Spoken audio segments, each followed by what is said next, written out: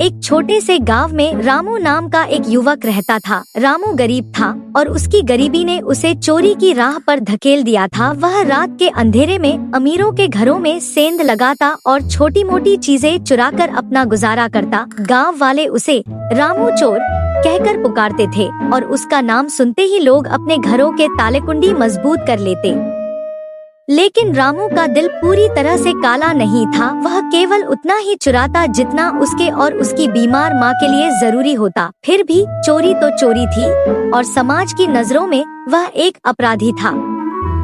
एक रात रामू ने गांव के सबसे बड़े सेठ हरिया सेठ के घर में सेंध लगाने की योजना बनाई। हरिया सेठ की हवेली गांव के बाहर थी और लोग कहते थे कि उनके पास सोने चांदी का खजाना छिपा हुआ है। रामू ने सोचा कि अगर वह इस बार कामयाब हो गया तो उसे कई महीनों तक चोरी करने की जरूरत नहीं पड़ेगी। उसने रात का इंतजार किया और अंधेरे में हवेली की तरफ बढ़ा। उसे डर भी लग रहा था, लेकिन उसने हिम्मत दिखाई और हवेली के बाहर तक पहुंचा। गली में कुत्तों के भौंकने की आवाजें आ रही थी।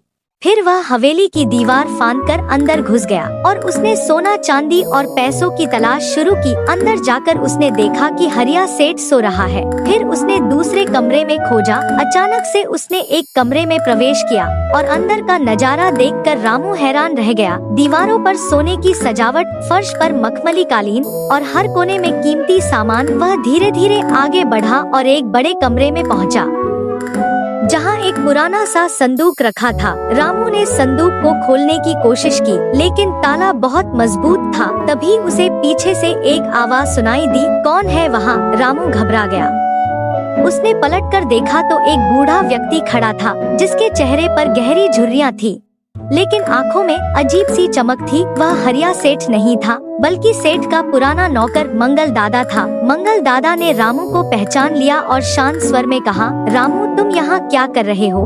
क्या चोरी करने आए हो? रामू ने झूठ बोलने की कोशिश की, लेकिन मंगल दादा की आंखों में ऐसी सच्चाई थी कि वह टूट गया। उसने सारी बात बता दी, अपनी माँ की बीमारी, अपनी गरीबी और चोरी करने की मजबूरी। मंगल दादा ने चुपचाप उसकी बात सुनी और फिर बोले, रामू तुम्हारी मजबूरी मुझे समझ आती है, लेकिन क्या तुम्हें लगता है कि चोरी से तुम्हारी जिंदगी बदल जाएगी? यह रास्ता तुम्हें और गहरे अंधेरे में ले जाएगा। रामू ने गुस्से में कहा, तो मैं क्या करूं दादा? मेरे पास कोई रास्ता नहीं है। मेरी माँ भूखी मर रही है और मेरे पास एक पैसे का काम नहीं। मंगल दादा ने मुस्कुराते हुए कहा, रास्ता हमेशा होता है, लेकिन उसे देखने के लिए आंखें साफ चाहिए। चल मेरे साथ। मंगल दादा रामू को हवेली के पीछे एक छोटे से बगीचे में ले गए। वहाँ एक पुराना कुआं था जिसके पास एक छोटा सा पौधा उगा था। मंगल दादा ने कहा, यह पौधा मैंने कई साल पहले बोया था। इसे हर दिन पानी देता हूँ, देखभाल करता हूँ। आज यह फल देने वाला पेड़ बनने वाला है। मेहनत और धैर्य से सब कुछ मिलता है। रामू तुम भी मेहनत करो, चोरी छोड़ दो। रामू को मंगल दादा की बातें समझ नहीं आ रही थी। उसने कहा, दादा मेहनत तो मैं करना चाहता हूँ, लेकिन मुझे कोई काम देता ही नहीं। मंगल दादा ने कहा, मैं तुम्हें एक मौका दूंगा। हरिया सेठ के खेतों में काम करो। मैं सेठ से तुम्हारी सिफारिश करूंगा, लेकिन एक शर्त है, तुम आज से चोरी छोड़ दोगे। रामू को यह प्रस्ताव अजीब लगा।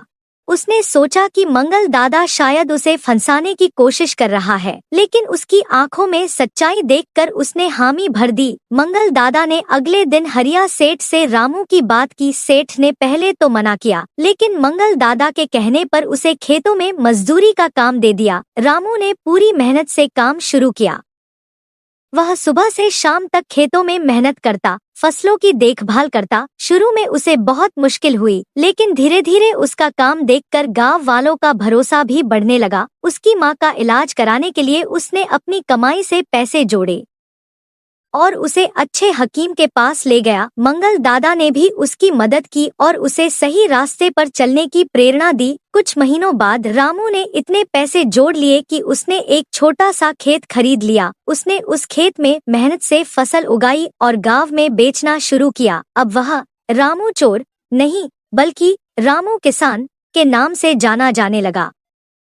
गांव वाले उसकी मेहनत और ईमानदारी की तारीफ करने लगे। एक दिन हरिया सेठ ने उसे बुलाकर कहा, रामू, तुमने साबित कर दिया कि इंसान चाहे तो अपनी किस्मत बदल सकता है। मैं तुम पर गर्व करता हूँ। रामू ने मंगल दादा का शुक्रिया अदा किया, जिन्होंने उसे सही रास्ता दिखाया। उस दिन उसे समझ आया कि चोरी या गलत रास्ते से मिला धन कभी सुख नहीं देता। मेहनत और ईमानदारी से कमाया हुआ एक पैसा भी चोरी के लाखों रुपए से ज्यादा कीमती होता है। सीख, यह कहानी हमें सिखाती है कि मेहनत और ईमानदारी का रास्ता भले ही मुश्किल हो, लेकिन सही रास्ते पर चलकर मिली सफलता स्थायी और सम्मानजनक होती है। तो दोस्तों, अगर आपको यह वीडियो पसंद आई हो तो वीडियो को ज्यादा से ज्यादा शेयर करें और चैनल को सब्सक्राइब जरूर करें।